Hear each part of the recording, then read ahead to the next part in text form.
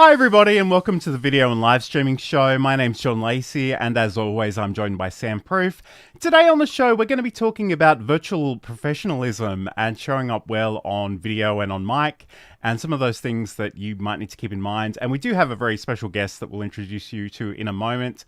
Sam, normally I would ask you about your week, but we're not going to do that this week. I just want to acknowledge it's not the subject of today's show, but it would be remiss of us not to acknowledge the TikTok situation. And I feel like you've been taking it particularly hard. So can you talk to us about that for a moment?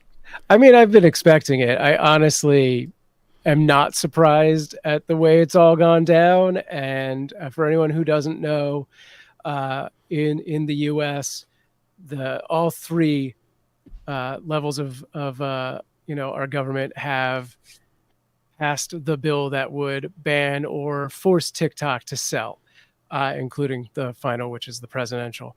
And then TikTok earlier today, or it may have even been yesterday, I don't even remember, basically said that they will not sell. The CEO did put a video out that essentially said they're going to take this, through the court system with the First Amendment and go all the way with that as far as they can, and we'll see what happens there. Potentially what's going to happen here is they have, I think it's 9 months to sell, although I originally heard it was going to be a year, but I guess it's 9 months is what, I haven't read the bill itself. So I'm going to take the people at the word that it's 9 months. But at some point when all of the back and forth litigation starts, that will basically put that 9 months on a pause. So it'll go until it's gone up to the court system and the Supreme Court rules however the hell they rule, because it's going to go there one way or the other. And then that 9 month countdown would keep going potentially unless they throw it out. So for everyone who's out there, you probably have a year to 2 years, honestly, before, this whole thing happens. So we'll see. So now's the time to start rallying your troops if TikTok is a place that you've been, and start getting them to follow you on other places. If you're a live streamer that's been doing TikTok, start multicasting if you don't already do that. And it's going to be weird. There's going to be a lot of lawsuits, I think. Yeah, it's certainly something we're going to have to keep watching. And again, as someone who's not American, I don't know if it's going to have implications for me, but I don't really do a lot on TikTok. I watch a lot of TikTok. It's a bit of a guilty pleasure, but it is fascinating because Sam's someone who's been online for a really long time. He's seen these services come and go, but I can't imagine you've seen one where a government has just decided, no, this is not going to be a thing anymore. Yeah, no, nothing like this. I mean, it's all much more like LiveSpace, for anyone who doesn't know, also just shut down. And generally what happens is they just don't get that VC funding, and then they go, you have 28 days and we're shutting services down. So this is different on so many levels because it's a much longer window, but the stakes are weirdly higher. I don't like... Yeah, so we'll keep an eye on that. And we might talk about that on next week's show in more detail. We are going out live to all the various places, so if you are watching live, do that thing that I am forever trying to make happen, #TeamLive, or if you're watching this later on, #TeamReplay.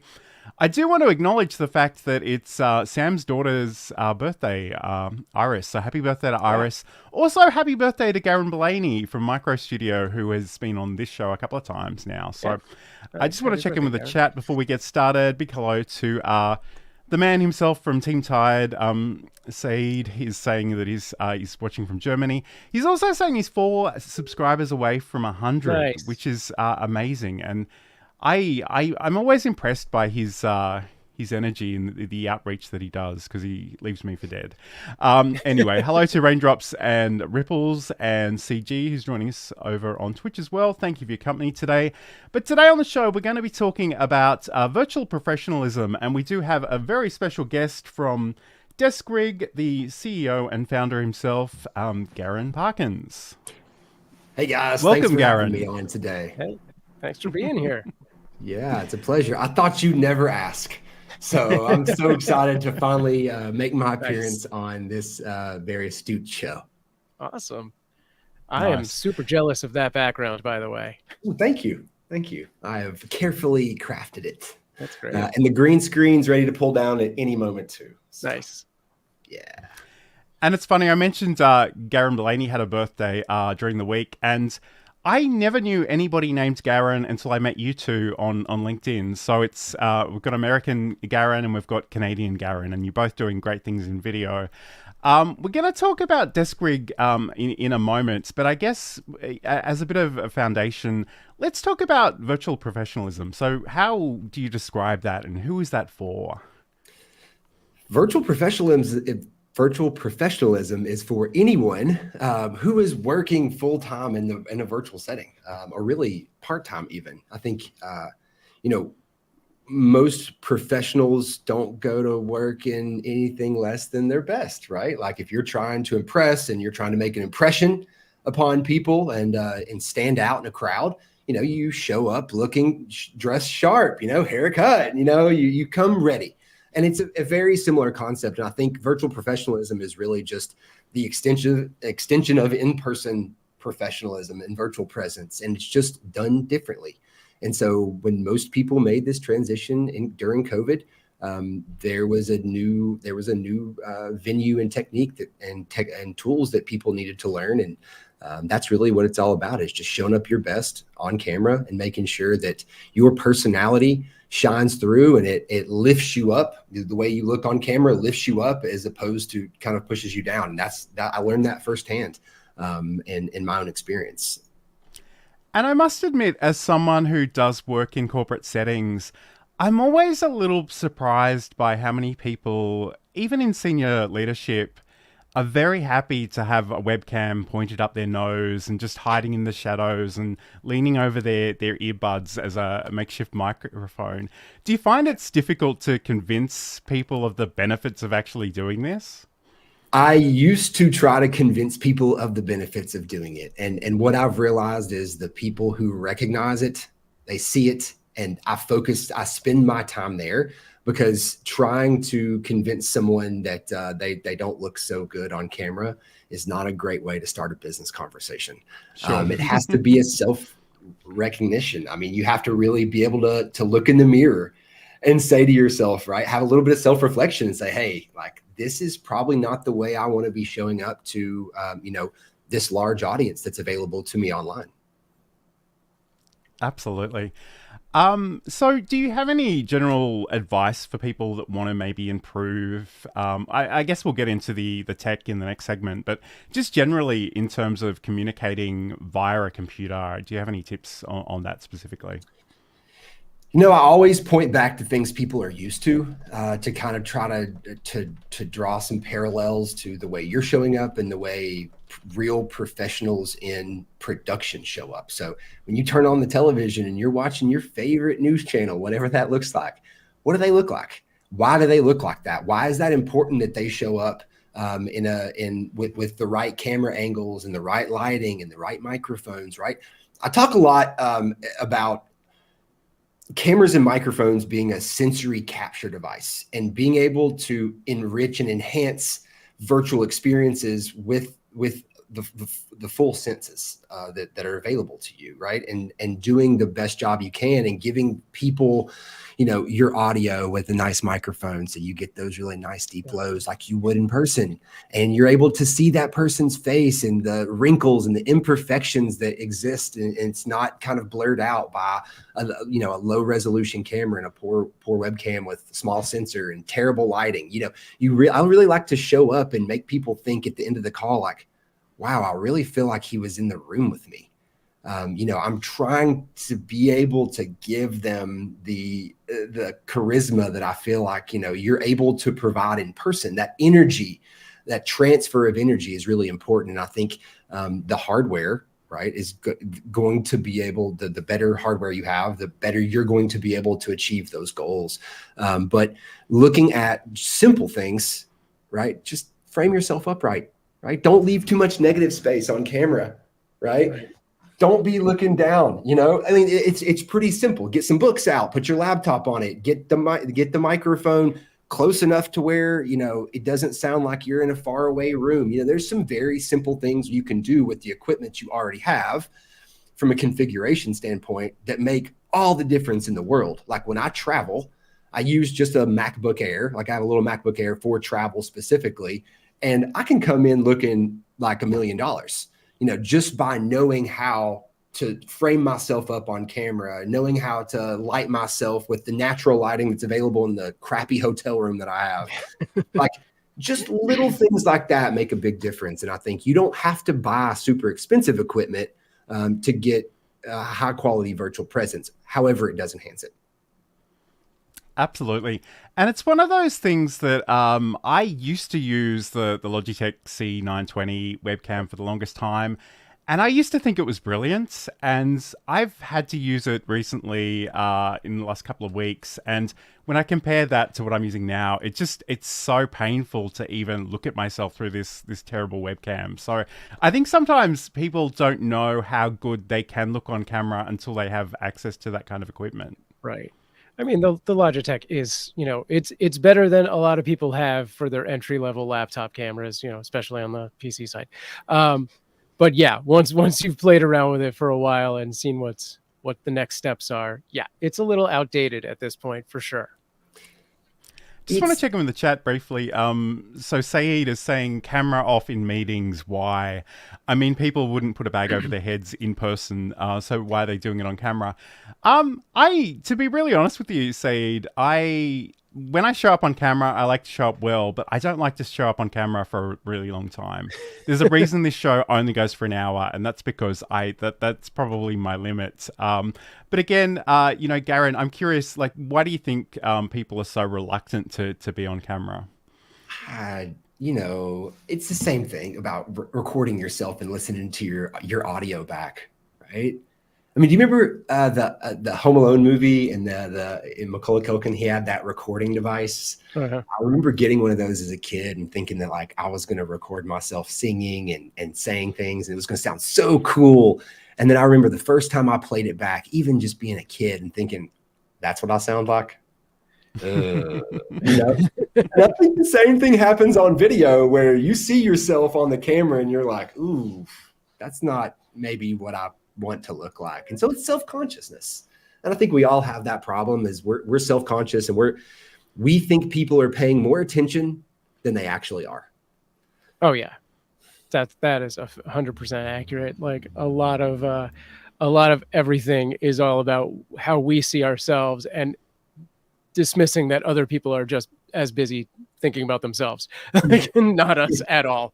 Yes, exactly. I mean, we're all vain to a point, right? And I think that gets in the way of recognizing that being on video helps to establish a better connection with the person. And that's the most important thing. And if you look crappy, that's okay, right? Like if you come in a bad webcam, if you don't frame yourself up, it's still better than having a camera off, right? Yeah. Unless it's going to create the feeling that you're not paying attention to that person, like you're walking, right?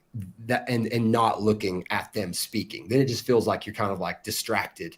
And so that's the only time I think I'll ever turn my camera off is if I know that I'm not in a place where I can stop and slow down and just pay attention to the other person. It's one of those things that I sort of joke that I have thousands of dollars of video and audio equipment, but I have to turn my camera off sometimes in corporate meetings because I have no poker face whatsoever. So, sometimes I turn it off because I am rolling my eyes at the thing that was just said out loud. So we need to keep that in mind. Hello to Business Growth Ready, who's joined us over on YouTube, and the man we've been talking about a lot this morning. Happy birthday, Garren from Micro Studio. Great to have your company here, Garren. Garren's been on this show twice, actually. So he's the only guest we've ever had that's come back a second time. So nice. We're great to have the Canadian Garren and the American Garren together again. But just quickly before we move on to our next segment, Saeed's saying, do you have any thoughts on hybrid meetings? So I guess that's the crossing of some people are on in person, some people are remote. What are your feelings about that generally? I mean, it's necessary. Yeah. Right. These are not tools that are just black and white, right? Like it's not, oh, well, it's hybrid. So we should, I think that's just part of the game. And you're going to have a group of what happens all the time where I'll have 3-4 video participants in a call, and sometimes one of them has 3 people sitting in a boardroom table, and that's totally normal, and I think that's okay. And sometimes I'm excited about that when I see they are in that type of space, because I know generally I can assume there's a large TV in that room that they're looking at me on, and I know because of how I'm showing up, they're really going to get the full picture, right? Which is going to be super high end camera, graphics from OBS, like the whole 9 yards. And it's really going to allow me to shine. So I love that hybrid setting where we've got a mixed crowd, because it typically lets the people who know how to use virtual really stand out from everybody else. Yeah, that's a great point. I think I've only done a couple hybrid meetings. And I would say, because the meeting that I was on the in real life side of it, and we had a giant whiteboard. So if you're going to do a meeting like that, you really need to have someone who actually can sort of run that stream element of it for the people who are not there in that big meeting with the whiteboard, because it was okay, and I don't think those people that were calling in were super high on the food chain, but in the odd chance that they need to know more, yeah, that's gonna be an issue. Yeah, absolutely. And I mean, what's really wild to me about this transition that's happened since COVID into the virtual setting is how many people still haven't figured it out. Yeah. Like, it's astounding to me that, you're thrust into this environment, and it's almost as if they are actively trying to be like, nah, not going to do that. And you're like, wait, it's not a choice anymore, actually. So you can get on board or you can get left behind. And I think that's we're kind of still in the infancy of this future of work transition. And a lot of those people are going to be phasing out by the time this is absolutely ubiquitous across the board, when I'm okay with that. But for now, I think it's really interesting that you have people that are pushing back. And like, nah, I'm going to keep my camera off, or no, I'm not going to learn how to leverage some of these really easy tools that are available, like StreamYard, or, I could name 1,000 of them, but it's like, take some steps to learn, and it really can make a huge difference in your career. And that's how I got here, is recognizing how to use video for my business benefit. Absolutely. So we're going to come back and talk about Deskrig, the company specifically, in just a moment. But this is the video and live streaming show. Stay with us. We are constantly training our cats every interaction that we have with them. Mm-hmm. So when Johan would get on my counter before, this is 10 years ago, before I was the cat expert that I am now, Johan would jump on the counter. What was the first thing I did? I'd say his name, Johan. He loves that. That's a reward for him. He said, you just said my name. I would go over to him and I talk to him and be like, you can't be on the counter. Johan loves when I talk to him. Ding, that's another reward for Johan. I'd pick him up and put him on the ground, but I didn't want him to think I was mad at him. So when I'd pick him up very nicely and kiss him on the head and say, I love you, but you can't be here. I'd put him on the ground. I had just done 3 things that rewarded him for being on the counter. So I was encouraging him to continue doing that. And that's a segment from Sam's podcast, Just Kidding Around, which you can learn more about over at cuteavalanche.com. This is the video and live streaming show. Today we're talking to Garren Parkins all about Deskrig, virtual professionalism, and just showing up really well on camera. So, Garren, can you just explain to us what Deskrig is and does? Yeah, I'll kind of tell my quick origin story of how the business started, because I think it will really say a lot about what Deskrig is and what we do. So in 2015, I got a job working as a virtual sales executive for a startup company based in Los Angeles. I had been in agency world. I got scalped to this company. They wanted me to come build their sales team. And I was working remote. They were in Los Angeles. I'm here in Tennessee.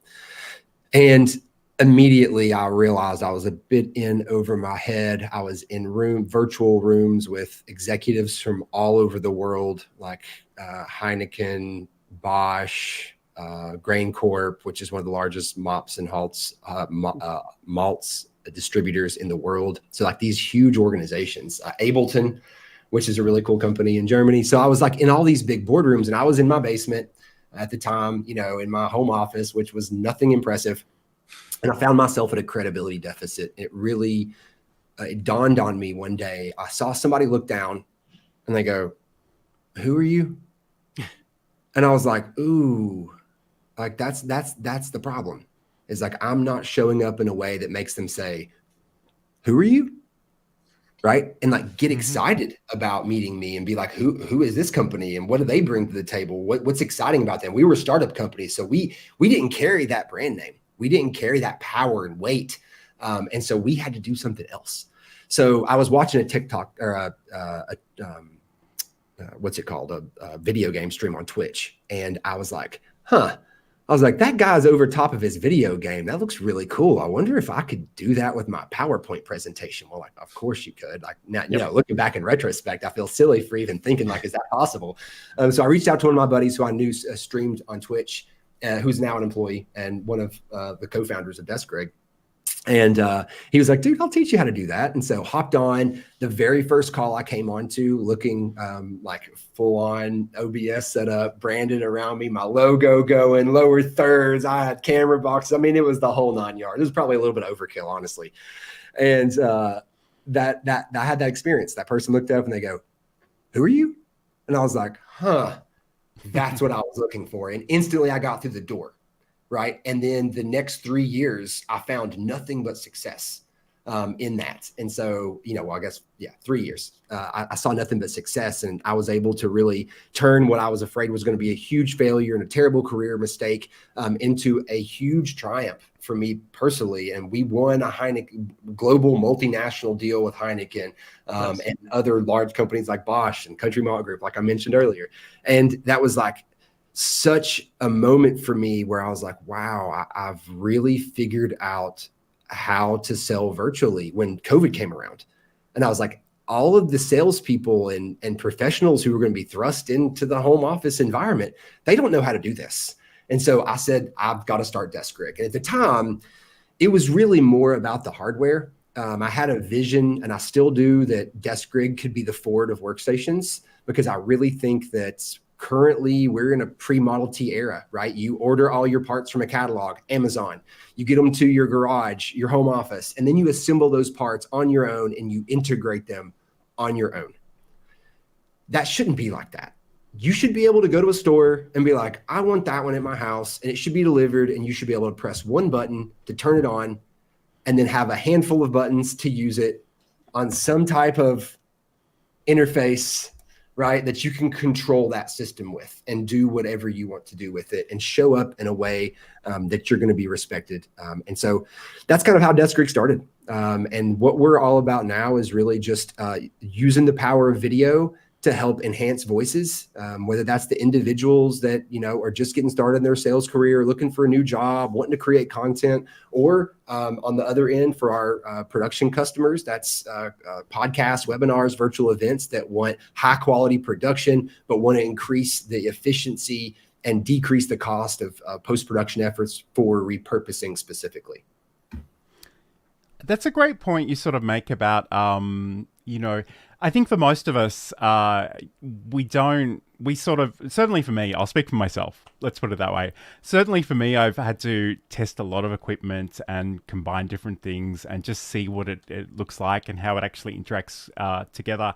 And there have been times where I've done a lot of research and I think it's going to work for me, and I purchase it often at great expense, and then hopefully it does work. And I've been pretty fortunate in that sense, but this is stuff that probably doesn't come naturally to most business professionals. So having somebody with your kind of expertise that can sell them a complete package, I think is really beautiful.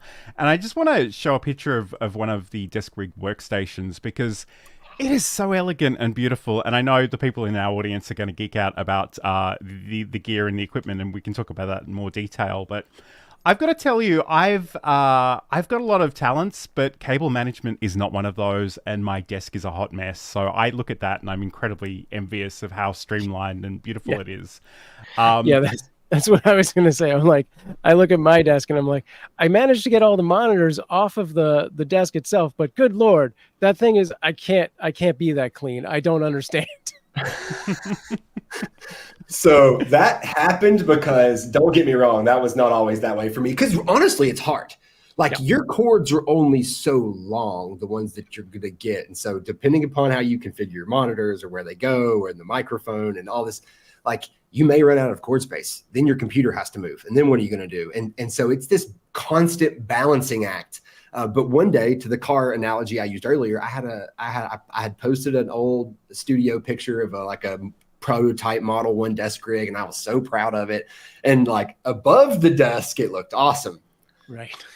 Below the desk, however, was an absolute wreck. And some car guy came out and he was like, "Hey man, like you really should do something about those cords. Like that's the difference between it being good and it being great." And it hurt so bad to hear that.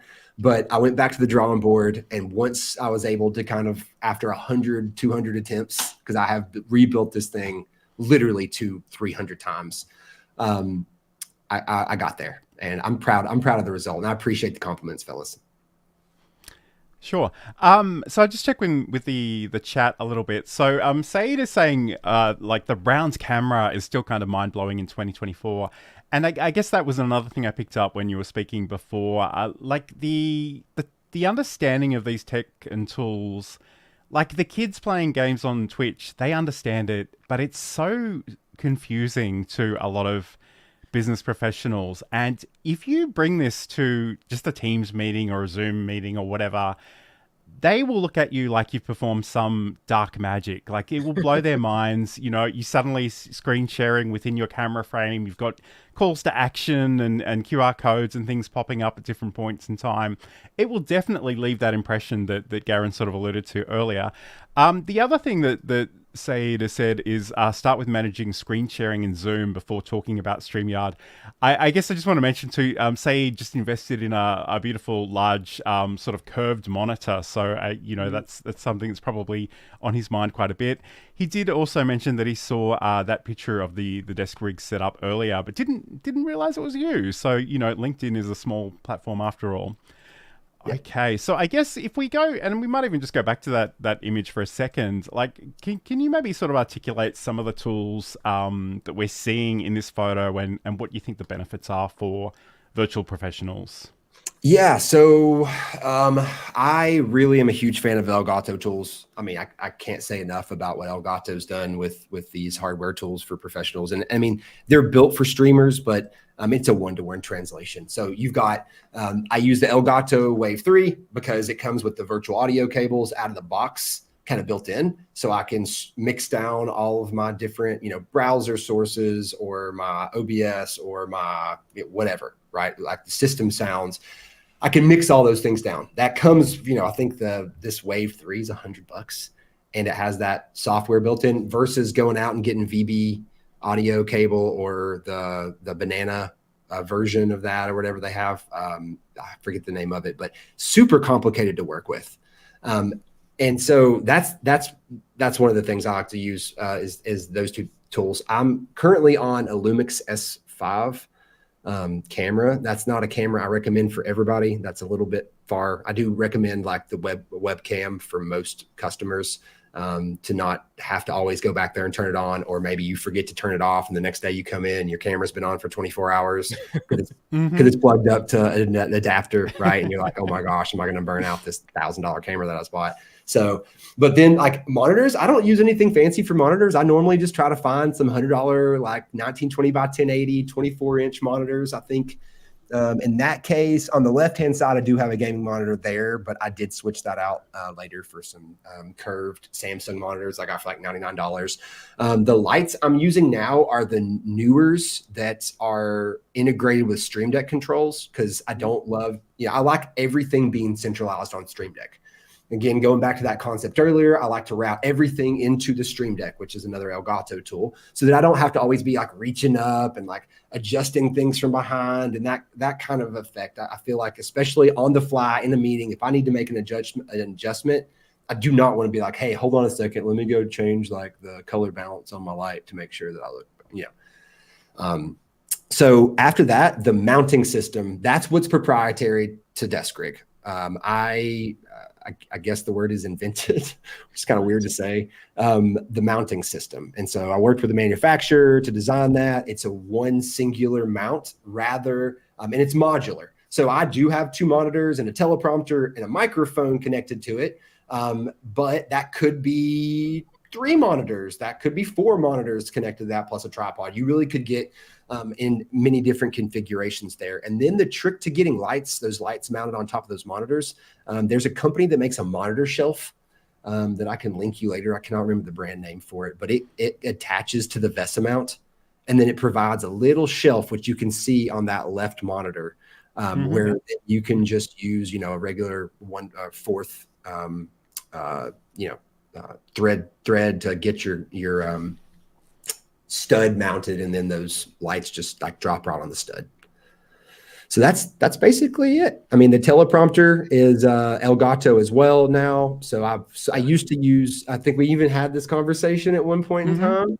But I used to kind of like piece together the teleprompter with newer pieces, and then I'd order the monitor that does the self-flipping. But as soon as Elgato came out with their own teleprompter, that was a no-brainer because it was much less expensive, and it came with the flipping monitor out of the box. So it was like no-brainer for me. I no longer had to be, dragging my mouse across, and then it would come on from the other side and then disappear. And then if I ever drag anything on it, like flip my brain out completely. So that's basically what's on my Deskrig. But you could switch out those components. Obviously, the mounting system being the one thing that would persist through all of your changes, which was the idea of Deskrig, is like you're going to evolve the hardware you get. You're going to get a new microphone. You're going to get new monitors. You're going to get new lights. What you don't want to have to continuously buy is new mounting things, because what you'll end up with, like me, is a whole Tupperware box of mounts that you no longer use. And now I just give them away to people who are like, yeah, what about this? What about that? I'm like, hey man, come look in the box, take what you need. I mean, the mounting system is really impressive. And I think that's the thing that's kind of the realization I've had over the last couple of years, is that you definitely want the camera to be the central thing. And again, it helps if you have that teleprompter, so you're looking at the camera and you're seeing the things that you need to see. So, I mean, I love the thought that has gone into that. Obviously, you can use all kinds of different pieces of equipment, but I just love the ability to have that three-way mount. I guess if I just check in with the comments, because I know, I think Sayed had a question. So are there any issues in terms of using this kind of setup with a standing desk, for example?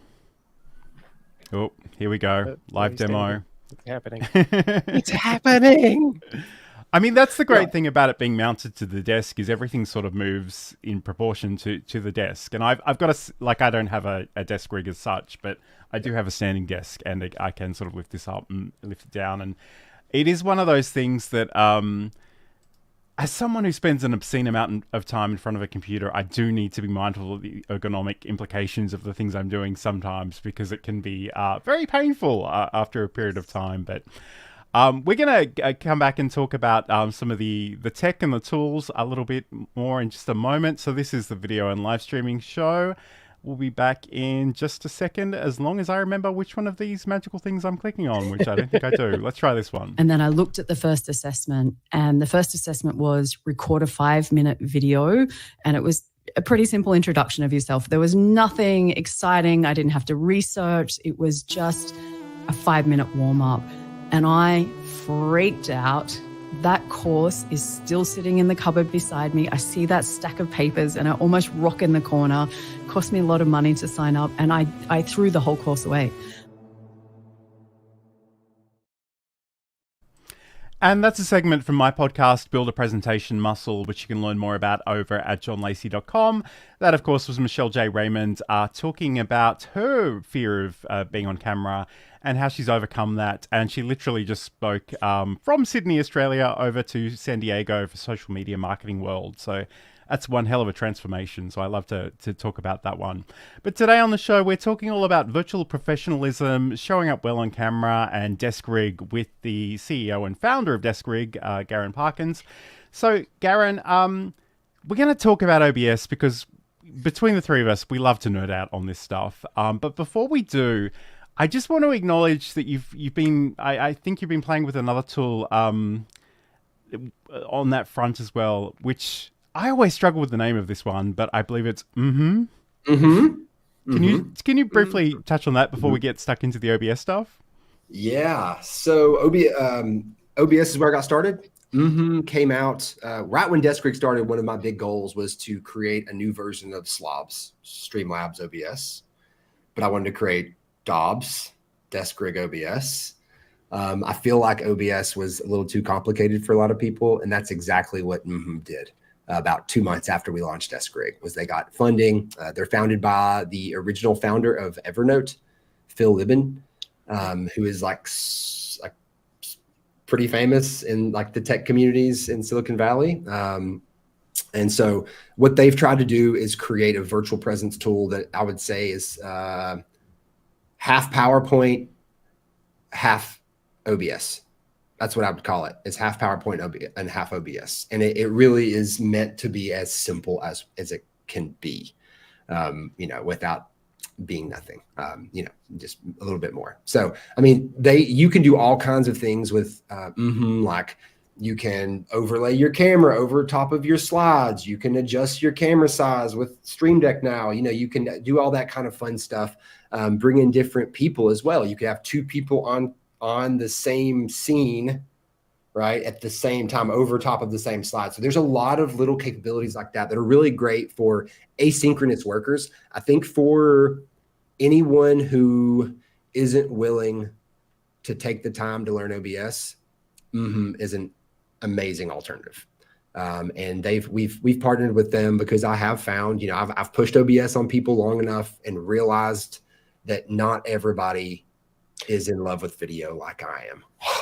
Shocker, right? Like poor guys and gals, but so seriously though, I mean, it's a great tool. And we don't look at it as a competitor or anything like that. They use us for production all the time. They recognize there's a place for OBS and tools like that.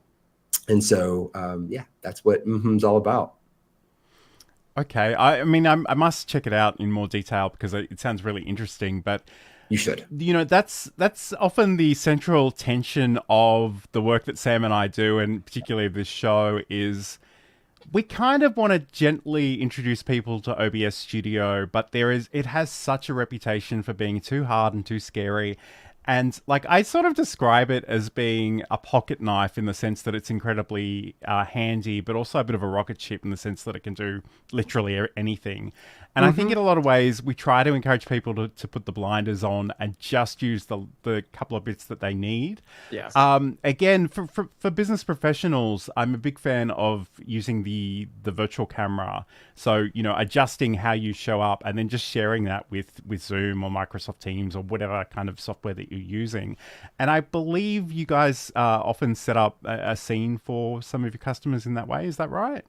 Yeah, so we actually deliver a product called Deskrig VX Video Experiences, which is a pre-built OBS theme, very kind of complex set of scenes, sources, plugins, and scripts that work in concert and ultimately are completely controlled through the Stream Deck. And I would go through those scenes right now, but they're all 1920 by 1080, so I'm going to get cut off in the camera box, and it would look great for your stream. So, but I do plan on sharing that theme with you guys so you can play around with it. I'd love to get your feedback on it and see what you guys thought. But yeah, that's kind of was our approach to getting OBS in people's hands, was like, hey, what if they never had to touch OBS? What if all they had to touch was Stream Deck? And we were able to give them all of those tools that are really deep in there, and bring it to a tactile device. And so that's how we deliver OBS, and it's called Deskrig VX. Nice.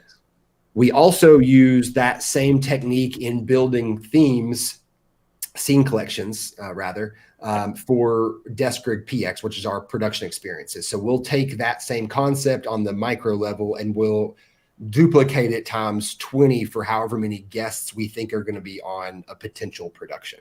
And then we operate OBS on their behalf, and then we will stream, whether that's virtual camera or regular stream, to all their destinations. So it's like a complete hands-off experience, but they're still getting the power of OBS on their production.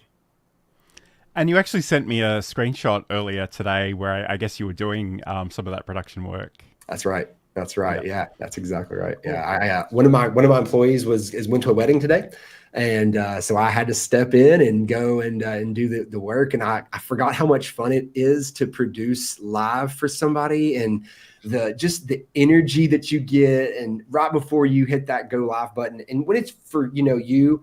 And you're doing it, you're like, if it messes up, whatever, I'll fix it. But when you're doing it for somebody else who's paying you, it's like the big game, and it's like you've prepared. But Mike Tyson said it best. It's like everybody's got a plan until they get punched in the mouth, right? And as soon as something goes wrong, the tensions rise and there's all this adrenaline pumping to make sure that you're able to like solve that problem on the fly. And so, we love that. And I was in the middle of that production when that was going on. Nice. Yeah, that's a big part of streaming, is knowing that things are going to go wrong and that you're going to be able to fix it. Yes. Yeah, hopefully. Yeah. And I guess getting back to those scene collections that you're building out for your customers, like what kind of, because I mean, to me, the virtual camera in particular is a great opportunity to bring in branding elements and logos and colors and potentially even sort of screen shares and animations and things. What kind of things are you building out for your customers in that way? Yeah, so I love, first off, I love leveraging masks. Like at a base level, just go to the very bottom, like image masks to, create unique shapes you don't normally see in video production, especially live video production. Most people are going to show up with complete squared off edges. They might be boxed down to a square by the software itself, but they didn't do that. So I like to make rounded edges, or sometimes do something interesting with shapes, whatever shape you can come up with that would be relevant to that specific brand. I also then like to layer. This is getting a little deep. So I like to layer different scenes, like I nest scenes together. And so I'll create like the effect of a drop shadow.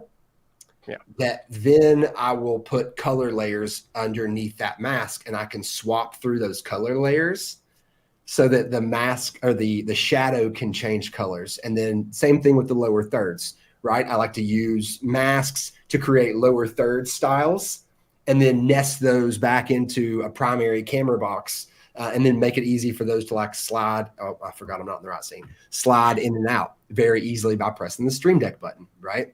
So those are really simple things I like to do. Stepping up from there, it's like QR codes for CTAs, or pulling up a PowerPoint presentation, whether that's through the image, like the slideshow style in OBS, or just a display capture. Or maybe you've got a website built in that you want to go through, right? Having all those things kind of preset, pre-built in, that's about where I stop though.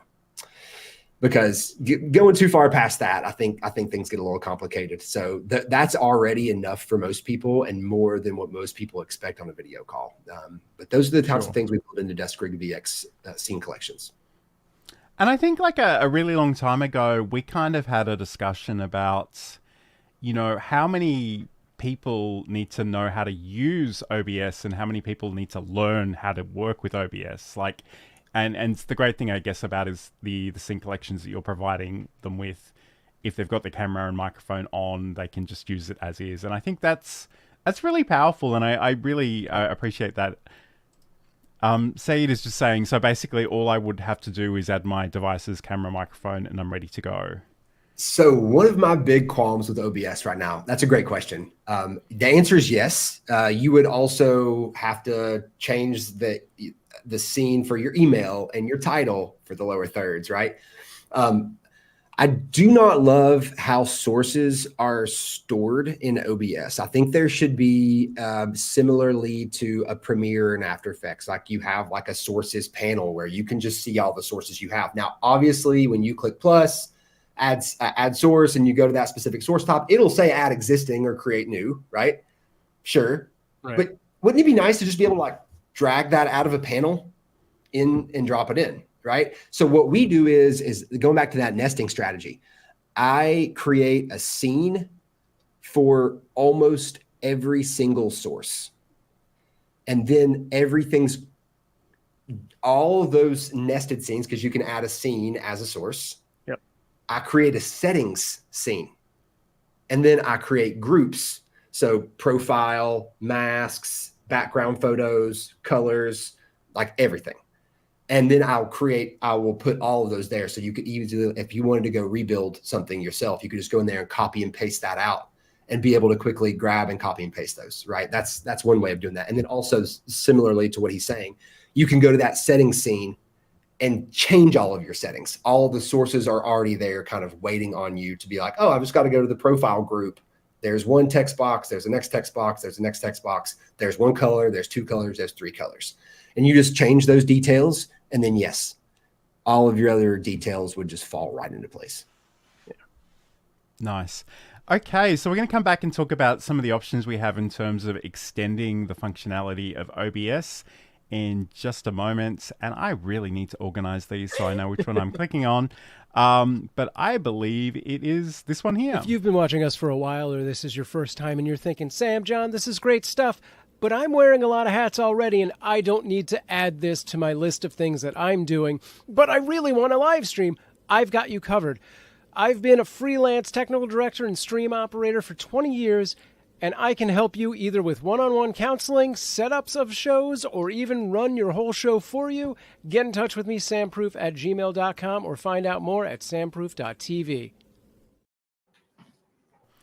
And if you do need assistance with those production skills, it sounds like both Garren and Sam could potentially help with that kind of thing. So reach out to one of them. First buy the Deskrig and then hire me. Yes.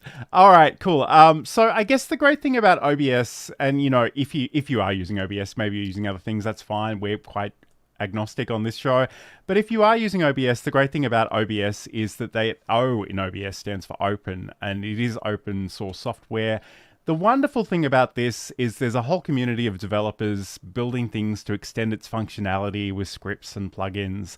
And I know we've nerded, like the three of us probably have nerded out about this in the past, but I'm really curious, Garren, are there any particular plugins or scripts that you're really loving at the moment?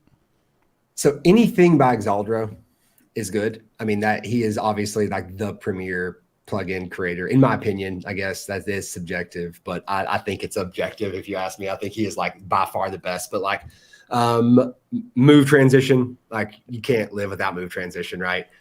But like source recorder is a nice one that he does. I really like that one. I really like source switcher, which is another one. So you can like create a slideshow of sources that's controllable, whether through hotkey or timing or whatever else. That's another really nice one. So you could do the nested scenes as sources in the scene switcher and kind of get some really interesting things going on there.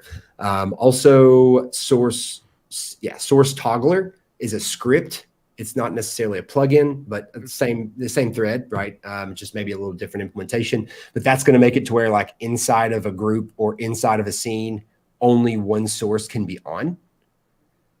So if you have a Stream Deck set up to toggle sources on and off visibility, then you no longer have to toggle the old one off or do any clever stuff with layering on like having the one on top.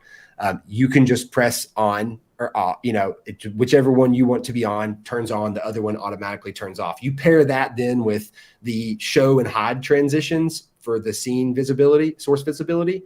You've got some really cool things that you can start to stack together to make really interesting things happen.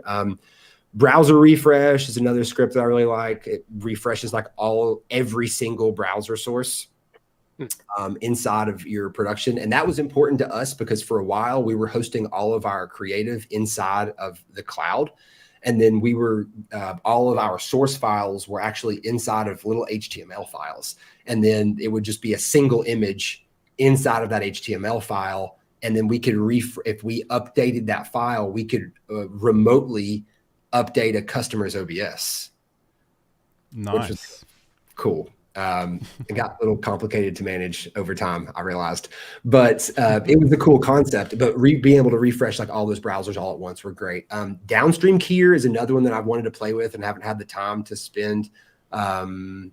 Source copy. I mean, I could just look at his list right now. I'm like, man, there's so many of these that I've used that are so good. It's funny, you sort of spoke about masking earlier, and I don't use a lot of masking, certainly not at this computer because I've got the green screen. But it's such a beautiful thing in the sense that you don't need to start with an image. You can literally just choose an option from the panel. And the thing that Sam and I realized was the first thing that we did was we went in and we took the rectangle and we rounded two of the corners, the opposing corners of the rectangle for that shape, which is such a 90s internet throwback, but it's funny how some of those things never die. But I guess one of the scripts that you introduced me to, which I do still use quite a lot, is actually the QR code, the script for that.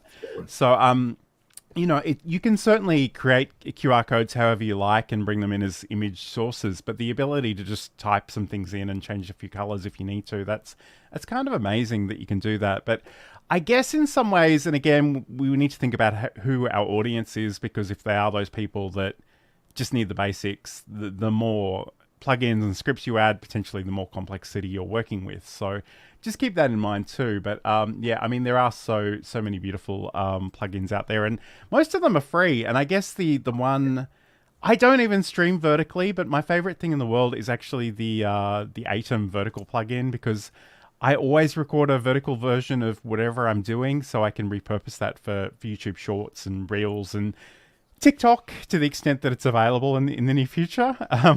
So that's another great one as well. I think that's probably, I left that off my list, not even thinking, but that's because I don't even think of it as a plugin. It's like, that's just part of OBS now. Like that's I'm almost 100% always using that A10 plugin, and usually not for streaming. I'm also usually just using it to record. Yeah. Oh, and there's nothing. There is. Yeah. I think that is the most powerful thing that's been added to OBS in the past 5 years, in my opinion. To be able to simultaneously record in both formats at the same time, like how much better does it get? And to think that, OBS Studio is literally free, the Atom Vertical plugin is literally free. This is the ability to stream horizontally and vertically at the same time. A lot of the paid tools are catching up, but OBS was actually one of the first real options to give you that capability. So I can't overstate how grateful we are to all the developers that are out there making cool stuff that just...